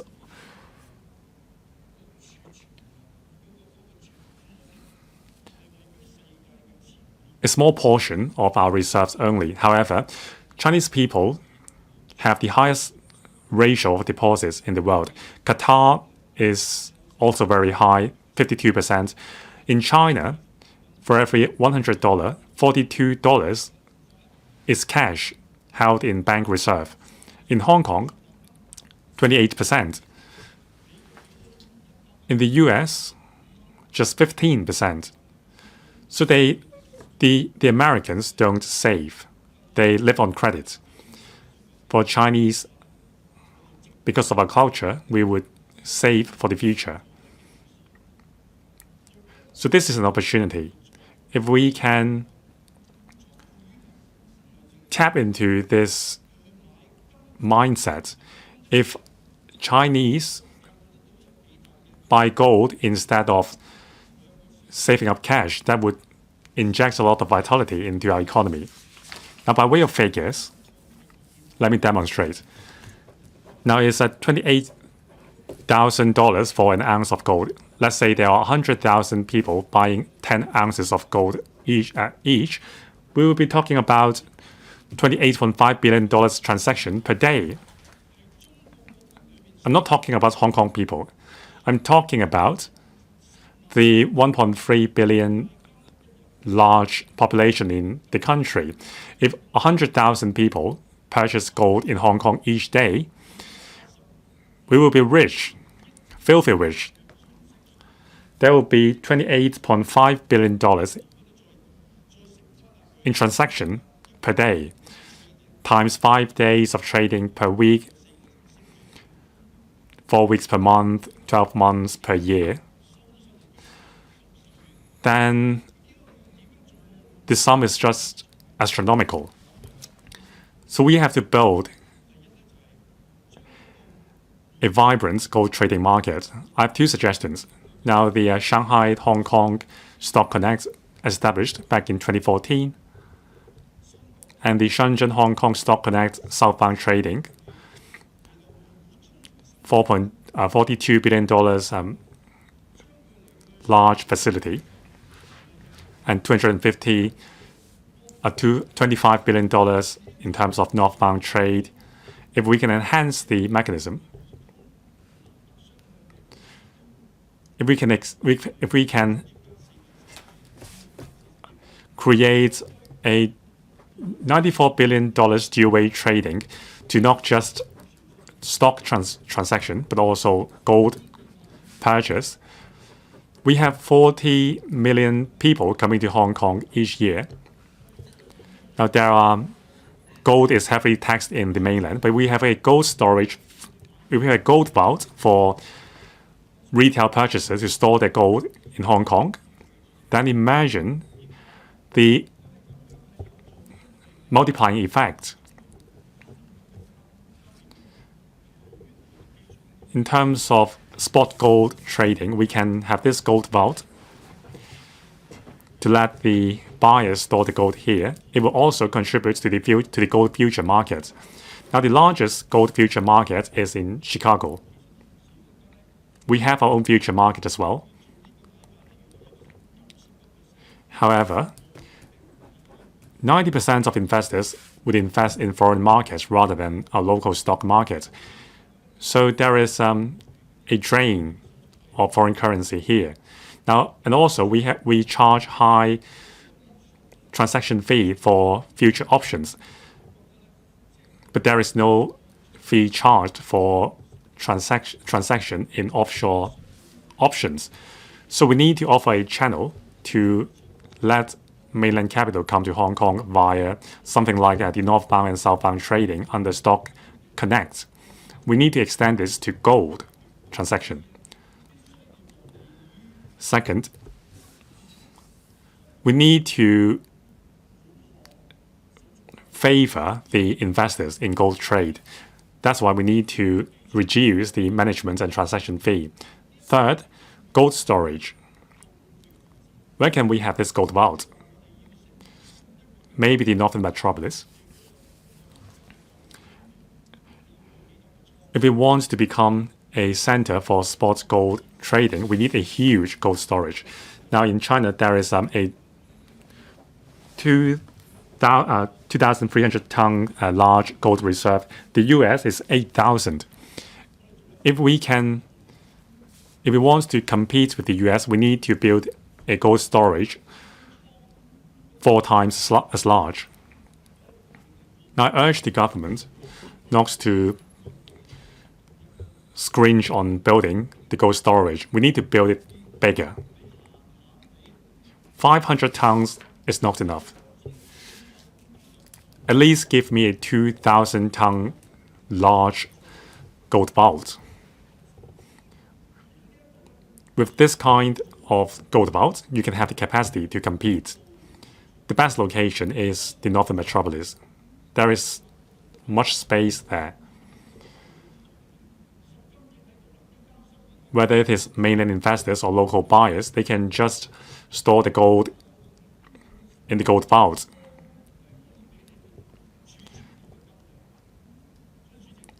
We need to have this physical gold vault for storing the gold.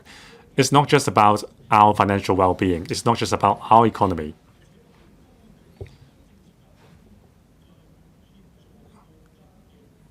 This is high-level political stuff. We need to help RMB become stablecoin and digitalize RMB. Before digitalization of RMB, we need to have physical gold reserve. So I like this brilliant idea of establishing an international gold trading market in Hong Kong in the policy address. If we can have a vibrant trade market for gold and other precious metals, we can make use of our unique advantages to connect ourselves with the international and mainland gold markets and become a transaction center for precious metals like gold and silver. It will benefit our economy and enhance the sense of happiness and the sense of achievements of the Hong Kong people. President, given the geopolitical landscape, we are always being browbeaten by the Western powers. We are exposed to a lot of exchange risk. With this extra gold channel, we can ensure that the investments, the gold, will stay in Hong Kong. Now, with this amount of gold in Hong Kong, then we have a say in the pricing of gold in the world. Of course, gold would be transacted in USD. However, if we have such a large amount of gold in Hong Kong, other places in the world will have to listen to us. Now, I went to the aerospace exhibition in Zhuhai a few days ago. Everyone there was extremely proud of the country because the country's military prowess has risen to a world-class level. Maybe not the largest military power, but still, we were proud. This is really refreshing. Now, with such an amount of wealth kept by the public, we hope that we can enhance our gold trading markets so that we can enhance the financial resilience of the country. And I hope that in the near future, we can have a much greater power of say in the international gold market, and so we can change the rules. Thank you. Mr. Sunny Tan. Thank you, President. I thank the SCR government for being responsive to the ideas from me and my industry. 90 ideas from my industry and the BPA have been adopted. We are most inspired by this. This policy address shows foresight. It seeks and embraces changes. There are new measures. It promotes new quality productive forces, new industrialization. For the textile industry, there's a good measure of impetus and confidence because there is a blueprint ahead. Director Xiao Baolong held a seminar for Hong Kong's business leaders. He urged business leaders to have faith and stick with Hong Kong. And my sector and I are confident about supporting the measures under the PA. New quality productive forces matter. The business sector needs to promote INT development. The world is seeing changes of a magnitude unseen in a century. A new round of technological revolution is going on. Let's make the most of our strengths. Let's support our country in breakthroughs in critical technologies so that our country can get ahead. I welcome the many new measures under the PA in new industrialization. There are directions for new industrialization. There will be a new industrialization development alliance. This is in response to my motion 2 years ago. With this new plan, our new industrialization will go a long way, and we can be a gateway in developing new industries. The textile industry has a solid basis. It can help many other industries develop, such as green industries. We should help traditional industries go smart and go green.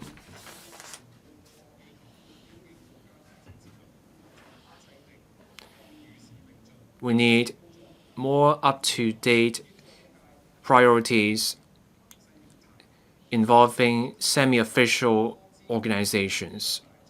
Let's put more resources into INT. There's an IND development guiding fund, and there's an accelerator for INT proposed under the PA. Let's get traditional and emerging industries to go hand in hand so that there's greater impetus for new quality productive forces. There are also measures to transform and enhance industry chains. A proposal under the PA is to create a high value-added supply chain management center. We have an edge here. Look at the textile industry. We're in a leading position in the global supply chain. Hong Kong is the only global city with our country's support and global connections. We have a strong industrial base. We are aware the East meets the West. We have a biliterate and trilingual workforce. We are a gateway between Belt and Road markets and the Western markets. Hong Kong has what it takes to become a high-value-added supply chain service center. Let's bring in investments. Let's bring in more mainland businesses from traditional industries so that we can be a center for brand management, supply chains, and marketing. Let's create an industry clusters. Let's get the large businesses to spur the development of the smaller players. The textile industry is ready. Our businesses have experience in going global, so let's team up with mainland businesses to create new growth points of Hong Kong so that we can support our country's industry chains in their transformation drives. The Hong Kong International Airport has a logistics park in Dongguan. There are measures also for e-commerce and also expanding the BUD fund and also e-commerce easy to the ASEAN countries, along with measures about the HKECIC. These measures will go a long way towards helping the development of Hong Kong as a supply chain management center. Director Xiaoba alone called on us to make the most of our airport, seaport, and land port. Once we have a permanent site for the air logistics center, we can make the most of our throughput, our efficiency, and flight network, as well as our role as a super connector. We can complement the rest of the GBA. Let's also make the most of e-commerce easy. Let's step up supply chain management to make our e-commerce more competitive. Extensive global connections are a major strength of the business sector. Each industry should work more closely with their overseas peers. They should set up systems for collaborations so that they tell the outside world about business opportunities in Hong Kong. The textile industry has been a pioneer in outside contact. Our local textile body has signed deals with their ASEAN and Belt and Road peers. Yesterday, the textile industry visited Singapore on the invitation of the ASEAN Textile Body for a summit to follow up on what we agreed on in March this year. Getting international outreach right will require involvement not just from the industry but also the government. That way we make more friends and tell our stories well internationally. Next week we will have the Hong Kong Fashion Week, and that will be a great opportunity for international exchange. Now we want to turn Hong Kong into Asia's fashion center. We want to turn the Hong Kong Fashion Week into a regular annual event.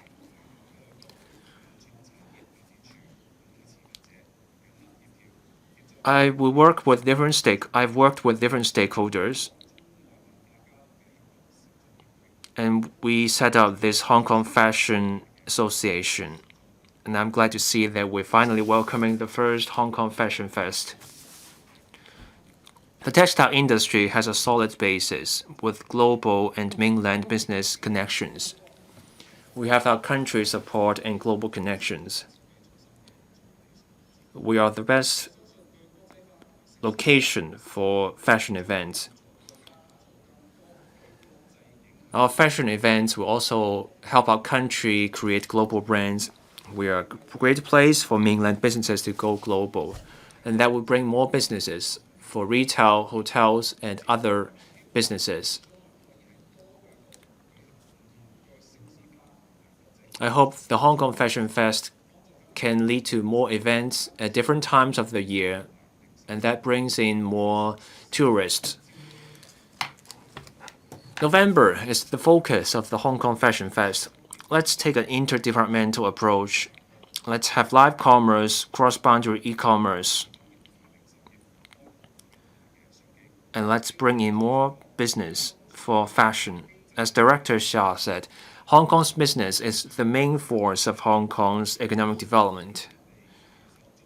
I look forward to working with the SCL government in taking action, in translating PA measures into actions. Let's all make greater contributions to Hong Kong's development. I support the motion of thanks. Mr. Perry Yu.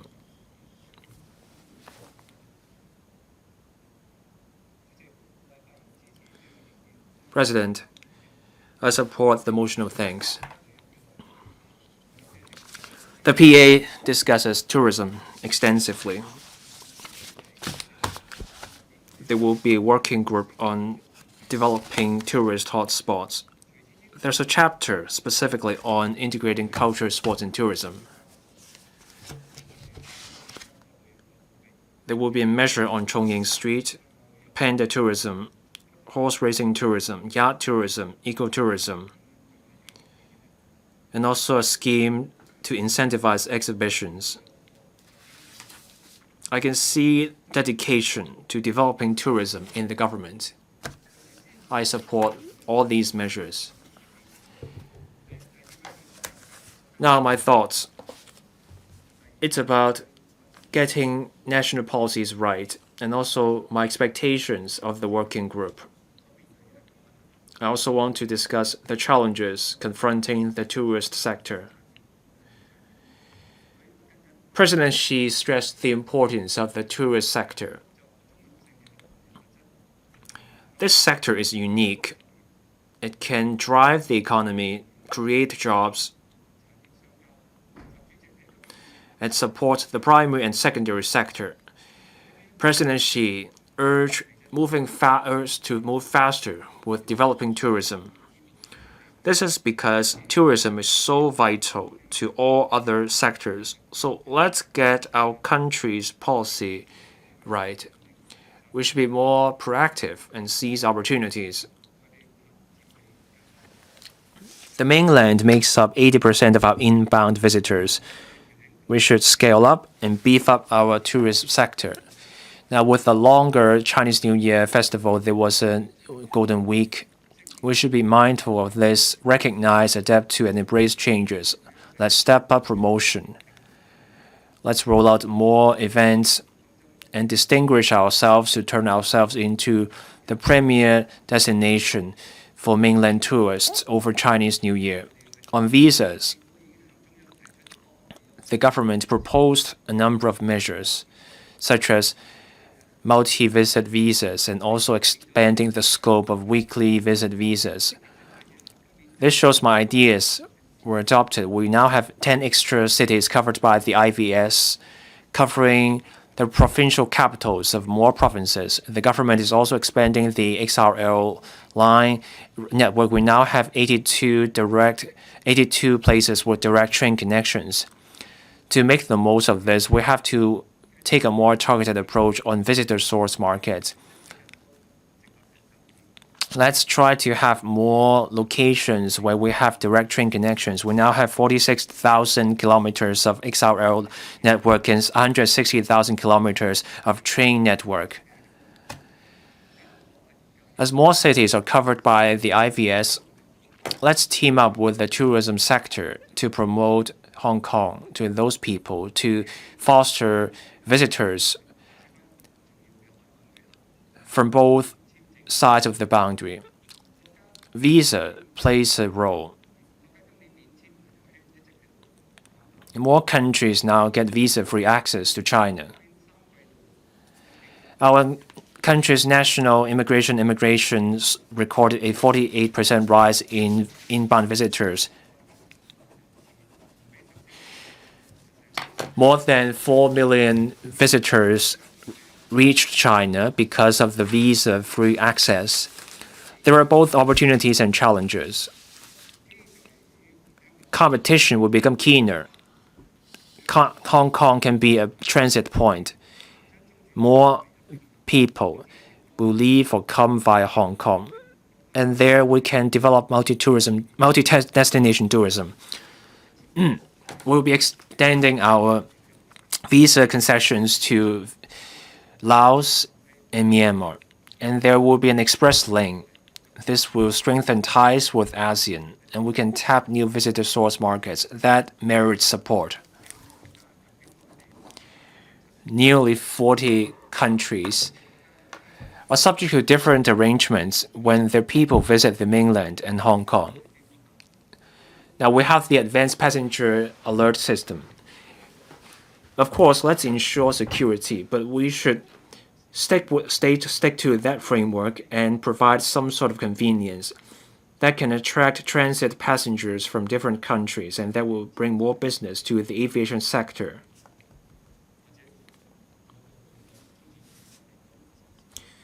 So that people go to the mainland via Hong Kong. In May this year, along coastal provinces, overseas cruise visitors get visa-free access. Starting from March 1st next year, new measures will be in place. That means greater convenience for mainland and also overseas travelers, as our government is working on a cruise tourism blueprint. Let's turn our Kai-Tak cruise terminal into a home port. We should be more aggressive in getting more cruise liners here. We need more collaborations in Asia so that Hong Kong can become a demonstration zone for multi-destination tourism. We have green and blue tourism resources. We have heritage. We have 1,180 kilometers of coastline and 263 islands.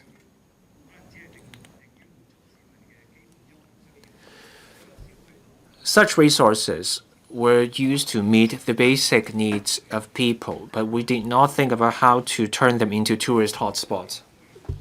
For example, we have a world-class geopark in Hong Kong, but when travel agents apply for a coach to have access to geopark, it's limited to 29 seats and only 3 coaches would be allowed in.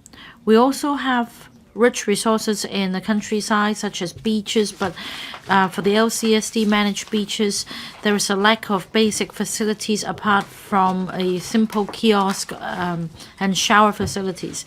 We need to optimize the use of these resources. At least different government departments should be committed to developing tourism. I'm happy to see that changes are happening. Last year, I proposed a members' motion on integrated development of culture and tourism, and I understand that this fund will begin to accept applications relating to cultural sports as well as tourism. Different policy bureaus all give support to the development of tourism development. The working group on promoting tourist hotspots will be developed. That shows the high-level importance, high-level attention given to this issue. There'll be clear KPIs and timetable. I have high hopes for this working group. On the one hand, I hope that the working group will be able to cut the red tape and enhance coordination, remove obsolete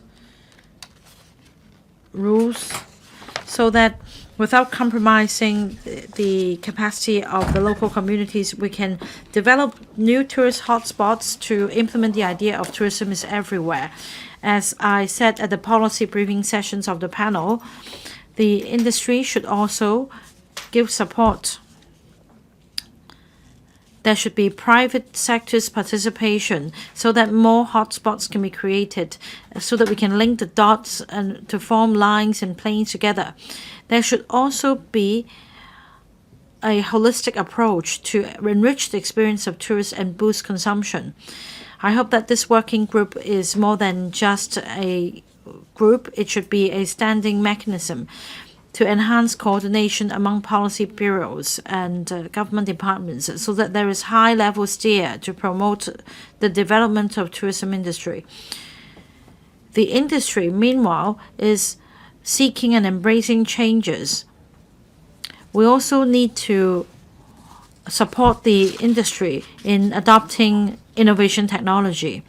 Last year, a working group on smart tourism was set up, but it has a limited scope.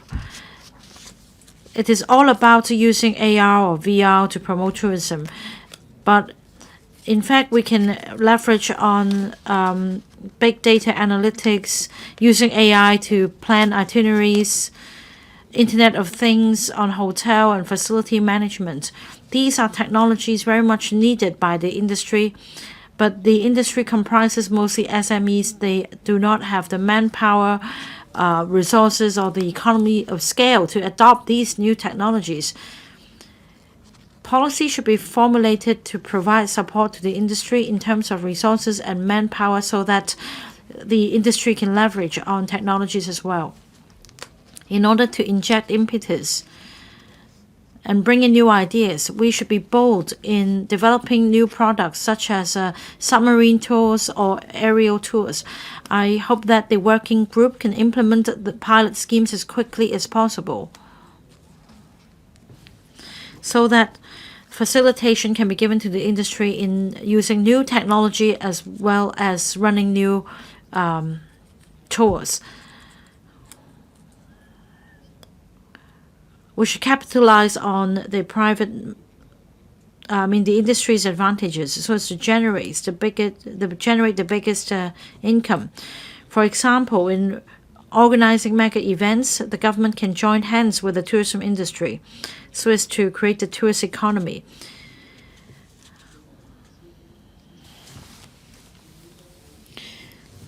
Hotel networks and airliners have their publicity networks respectively. The government should leverage on these networks as well. Apart from capitalizing on the capacity of the industry, the government should provide also more support to stakeholders. The government should address pain points such as manpower shortage. In the industry, smaller players face problems such as the diminishing role of intermediaries, and there are also issues surrounding hotel charges. The industry can hardly stay afloat, and all these are things that the government should give the industry a helping hand. Like Mr. Xia said, we need to upgrade and transform the tourism industry as quickly as possible. The Blueprint 2.0 for the development of the tourism industry will be published very soon. I thank the government for holding more than 30 consultation sessions. They've collected views from my sector. I believe this blueprint will represent the outcome of consensus reached between the government and stakeholders of the industry. I look forward to enhancing Hong Kong's overall competitiveness through supporting the development of tourism industry so that with a united front we can all create a new landscape for tourism industry for Hong Kong to be a premium location. The meeting will be suspended until 9 a.m. tomorrow.